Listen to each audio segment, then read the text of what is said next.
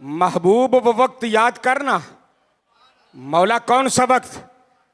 فرمایا جب دیوار کعبہ تعمیر ہو رہی تھی، ابراہیم علیہ السلام مستری بنے تھے، اسماعیل علیہ السلام مزدور بنے تھے. بات سمجھ آئیے؟ اور یہ کعبۃ اللہ کی دیواریں بناتے جا رہے تھے. جیسے جیسے دیواریں اونچی ہوتی گئی، مولا جی اب ابراہیم بول کے کہتا ہے مولا اب کیا کریں؟ دیواریں اونچی ہو گئی، ہاتھ نہیں پہنچتا. فرمایا اس پتھر پہ کھڑا ہو جانا. اس پتھر پہ جب تو اونچا ہونے کا ارادہ کرے گا یہ پتھر اونچا ہو جائے گا، جب تو نیچے آنے کا ارادہ کرے گا پتھر. اللہ اکبر. بات سمجھ آئی ہے؟ کس نے بیت اللہ کو بنایا؟ بولو سارے.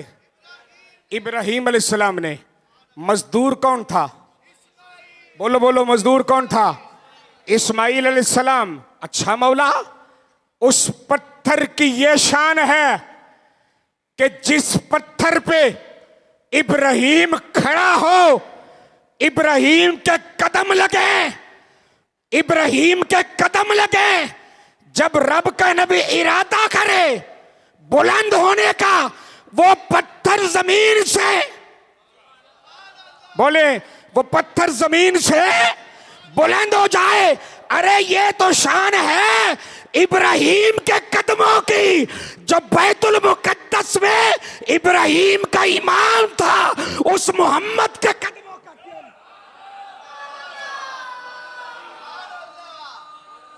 اللہ اکبر اللہ اکبر. سنیے، حضرت آدم علیہ السلام جب اللہ نے جنت سے بھیجا، ہند میں آئے، کچھ دن گزرے، عرض کی مولا جب بلندیوں پہ تھے نا تو ہم تیری تسبیح سنا کرتے تھے. بات سمجھ آئی ہے؟ ہم تیری تسبیح سنا کرتے تھے. کبھی عرش کے نیچے، کبھی بیت المعمور پہ ہر فرشتہ لبیک اللہم لبیک کی صدائیں بلند کرتا تھا. مولا اب تو نے اپنے کرم سے زمین پہ بھیج دیا، اب یہاں پہ تو کچھ بھی نہیں، حالات ہی کچھ اور ہیں. خالق کائنات نے فرمایا اے آدم یہاں سے ہجرت کرو، اور یہاں سے ہجرت کر کے مکہ مکرمہ آ جاؤ. حضرت آدم علیہ السلام ہند سے ہجرت کی، مکہ مکرمہ آ گئے، جہاں آج کعبۃ اللہ ہے. یہ جبل ابو قبیس ہوا کرتا تھا، یہ پہاڑ کا نام ہے ابو قبیس. یہ وہ مقام ہے. جب اس مقام پہ آئے نا، رب کا حکم آیا اے آدم. جی مولا.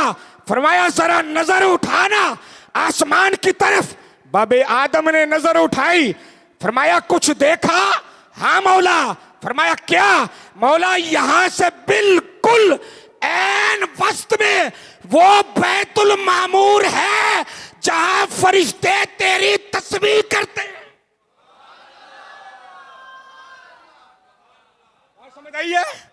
یہاں پہ وہ بیت المعمور ہے جہاں فرشتے تیری تسبیح کرتے ہیں. فرمایا اچھا جی مولا. فرمایا اب میں رب تمہیں حکم دیتا ہوں کہ جیسے بیت المعمور پہ کعبہ بنایا تھا فرشتوں نے، اب زمین پہ کعبہ تو بنا. بات سمجھ آئی؟ اب زمین پہ کعبہ تو بنا. اب حضرت آدم علیہ السلام نے سب سے پہلے اس کعبۃ اللہ کی تعمیر فرمائی. سب سے پہلے اس کعبۃ اللہ کی تعمیر فرمائی. وقت گزرتا گیا. حضرت آدم علیہ السلام کا جب آخری وقت آیا نا، آخری وقت، تو رب کی بارگاہ میں عرض کی مولا لگتا ہے کہ اجل آنے والی ہے. فرمایا ہاں. اب بتا تیرا کیا ارادہ ہے؟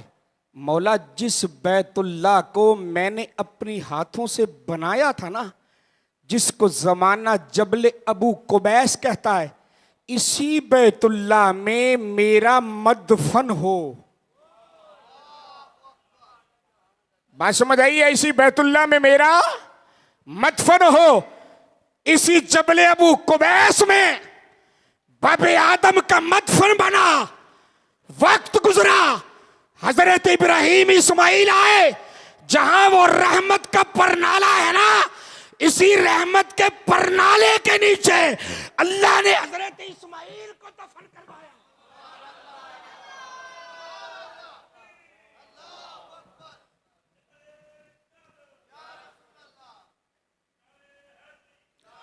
اسی رحمت کے پرنالے کے نیچے حضرت اسماعیل کو دفن کروایا گیا. اور 70,000 انبیاء کی قبریں اللہ نے بیت اللہ کے ارد گرد بنوائی. بات سمجھ آئی ہے کہ نہیں آئی؟ پھر وقت گزرا، اسی جبل قبیس پہ سیدہ آمینہ کا گھر ہے. بات میری سمجھ آ رہی ہے؟ اسی جبل ابو قبیس میں سیدہ آمینہ کا گھر ہے. اور یہی وہ جبل ابو قبیس ہے جہاں معجزہ شق قمر ہوا. کیا کہ جب کفار نے کہا تھا اگر اللہ کے نبی ہو تو چاند کے 2 ٹکڑے کر کے دکھاؤ. بات سمجھ آئی ہے؟ کفار نے کہا رب کے نبی ہو تو چاند کے 2 ٹکڑے کر کے دکھاؤ. اسی جبل ابو قبیس پہ کھڑے ہو کے میرے مصطفیٰ نے چاند کے اشارہ کر کے 2 ٹکڑے کیے تھے. اللہ اکبر، اللہ اکبر. اور سن فرمایا یہ معاملہ کیا تھا کہ سارے عرب میں پہاڑ تھے، پر جبل ابو قبیس میں کیا تھا کہ باب آدم کو کہاں سے توڑا، کہاں دفن کروایا، 70,000 نبیوں کو دفن کروایا، ساری دنیا کو بیت اللہ کے گرد طواف کروایا. یہ ماجرا کیا تھا؟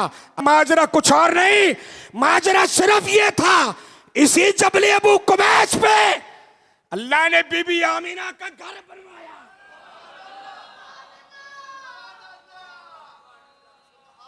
اسی جبل ابو قبیس میں بی بی آمینہ کا گھر بنوایا. اور حضرت آدم سے یہ سلسلہ کیوں چلوایا؟ تاکہ دنیا کو پتا چلے اور جس کے صدقے ہم نے ساری کائنات بنائی ہے اسی کے گھر کی طرف ساری دنیا جھکائی.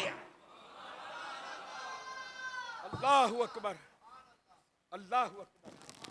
یہ وہ بیت اللہ ہے جس بیت اللہ کو دیکھنے کے لیے ساری دنیا جاتی ہے.